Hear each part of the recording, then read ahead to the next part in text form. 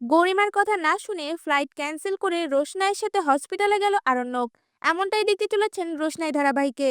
আরণ্যক রোশনাইয়ের রুমে এসে রোশনাইকে অজ্ঞান অবস্থায় দেখে ভয় পেয়ে যায়, আর সাথে সাথেই তাকে কোলে তুলে নিয়ে হসপিটালে যেতে লাগে।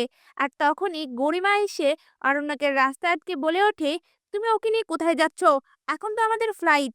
তখন আরণ্যক রোশনাইকে কোলে নিয়েই গরিমাকে বলে ওঠে, ফ্লাইট পরেও কাটা যাবে, রোশনাইয়ের অবস্থা খুব খারাপ, এক্ষুনি তাকে হসপিটালে নিয়ে যেতে হবে। তখনই গরিমা বলে ওঠে, তাকে নিয়ে যাওয়ার জন্য অনেক মানুষ আছে, তুমি কেন নিয়ে যাচ্ছ? আরণ্যক তখন গরিমার কোনো কথার উত্তর না দিয়েই রোশনাইকে হসপিটালে নিয়ে যাওয়ার জন্য তার গাড়ির দিকে যায়।